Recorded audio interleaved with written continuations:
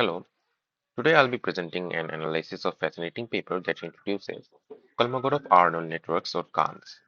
We'll explore their architecture, their theoretical nuances, and their real-world applications, and how they have evolved over the last years.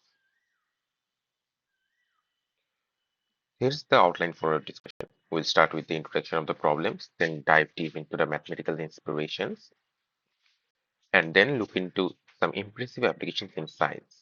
Finally, we'll touch upon recent developments in this fast-moving field.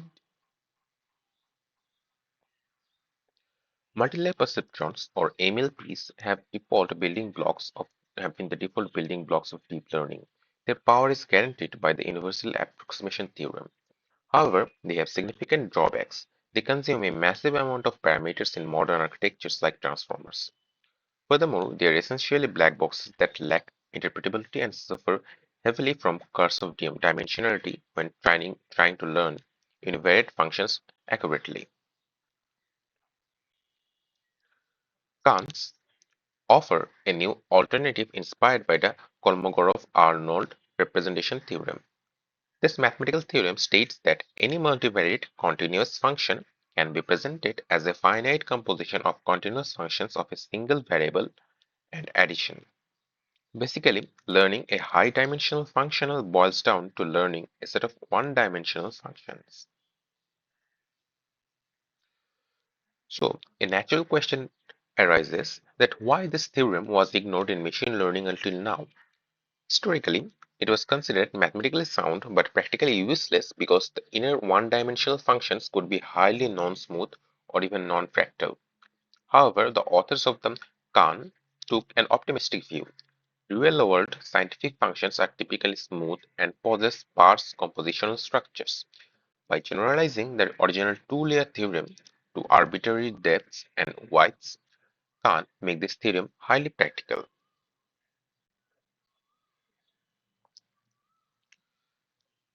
In a standard MLP, we have fixed activation functions like ReLU on the nodes and learnable linear weights on the edges.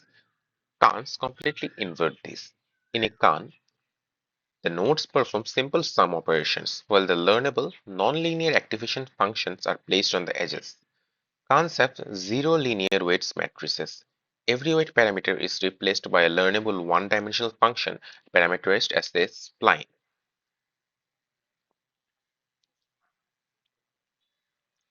Mathematically, a Kahn layer is defined simply as a matrix of these one-dimensional functions. The activation of any neuron in the next layer is just the sum of incoming post-activation signals. To build a deep Kahn, you just compose these layers one after another, exactly like stacking layers in an ordinary neural network. Implementing this efficiently requires some clever tricks. Kahn use residual activation functions. The activation is sum of a base function, usually a psi-loop, and a spline function. The spline is parameterized as a linear combination of B-splines over a defined grid. During training, these grids have updated dynamically based on input activations so that the values do not fall out of the bounds. Now, let's look at some theoretical nuances, starting with grid extension. Splines can be made arbitrarily accurate simply by making the underlying grid finer. This gives Khan a unique coarse to fine training capability. We can train a small Khan with a coarse grid and then mathematically extend it to a finer grid without retraining it from scratch. This leads to a distinct staircase-like drops in the training losses. Second nuance is overcoming the curse of dimensionality. Standard universal approximation theorem for MLPs means parameters count explode as data dimensions increase. However, if a function admits a smooth cart representation, Kans can approximate it with an error rate that is completely independent of the input dimension. They do this by exploiting the intrinsic low-dimensional compositional structure of the data. This leads directly to a third nuance, which is neural scaling laws. Scaling laws describe how test loss decreases as we add more parameters. Due to their spline-based decomposition, cans achieve a very steep theoretical scaling exponent. For cubic splines, can achieve an exponent of 4. Empirically, Khan's converge is much faster and scales significantly better than MLPs on function fitting tasks.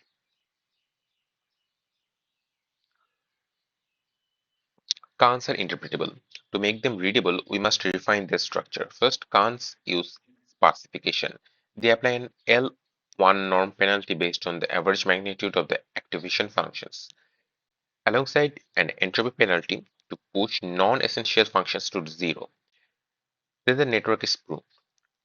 Nodes with low incoming and outgoing scores are removed, leaving behind the minimal mathematical skeleton for the problem.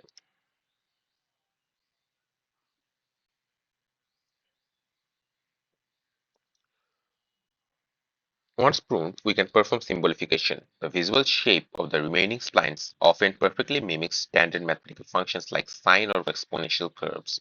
The Khan framework allows the user to lock a learned spline to a specific symbolic function. The model then fits affine parameters to match the idea exactly. This allows Khans to extract the underlying symbolic formula of a dataset.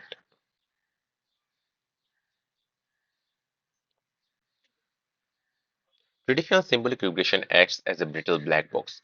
Khans act as an interactive white box. A scientist can train a loose can, visually inspect the splines, form a hypothesis, snap the curves to symbolic functions, and retrain. Cans give scientists a continuous Pareto frontier to trade off between mathematical simplicity and predictive accuracy.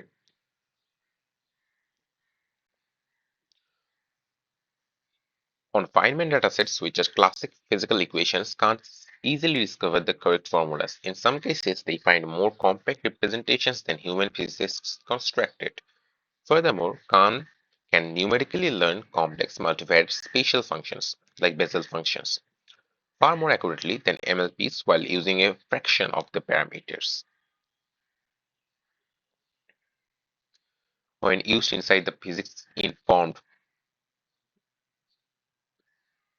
When used inside the physics-informed neural network framework to solve a Poisson equation, the results were staggering. A two-layer Khan with a weight of 10 was 100 times more accurate than a four-layer MLP with a weight of 100. It achieved this using 100 times fewer parameters. Khans were applied to knot theory as well. Predicting a knot invariant called signature is notoriously difficult. DeepMind previously tackled this using a massive MLP with 300,000 parameters to achieve 78% accuracy.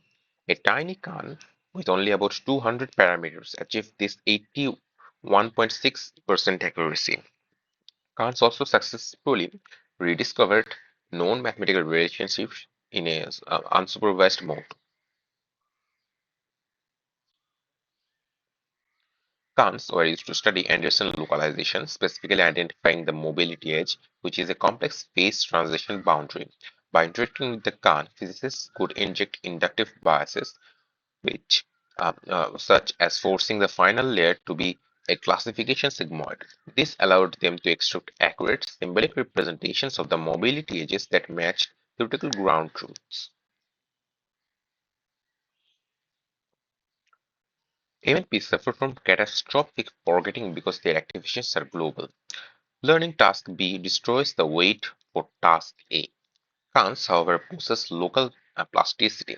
Because B-splines only activate on specific local grid intervals, new data only updates local coefficients. Information stored in far away regions remain completely intact.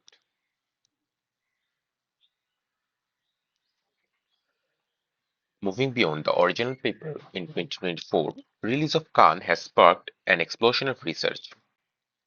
While mathematically elegant, B-splines are computationally heavy and do not parallelize well on GPUs compared to dense matrix multiplications.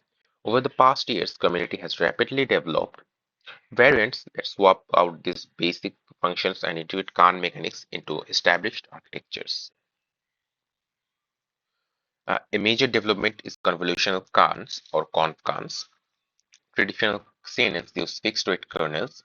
Conv-Khan integrates nullable spine-based activation functions directly into convolutional layers. Studies show Conf can achieve competitive accuracy on vision tasks while using up to 50% fewer parameters than baseline CNNs.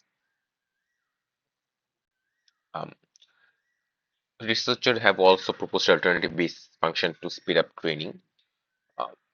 Uh, Fourier Khan, Sine Khan has experimented with periodic symbols, periodic functions, making them excellent for physics. Jacobi and Chebyshev polynomials have also been tested. Various rational functions have also been tested.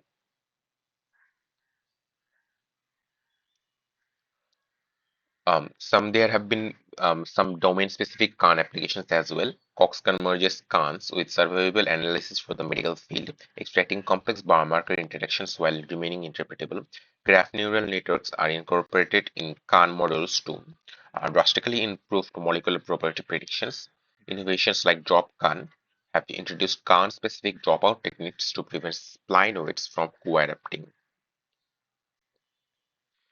Um, However, there are some issues involved with cars and their training. The biggest limitation is the training speed because spline evaluations are hard to optimize on GPUs, can't train much slower than MLPs. Memory usage also happens to be a bottleneck as every single edge requires multiple grid parameters. So in conclusion, when we can use a Khan or Khan-based architecture, um, as a rule of thumb, we can use them when we need a highly interpretable white box model, especially in scientific machine learning domain or modeling physical laws. Uh, and if we are looking to have maximum training speed, looking for large scale or symbolic interpretability is not required, MLPs would be a better choice in this regard. Thank you for your time.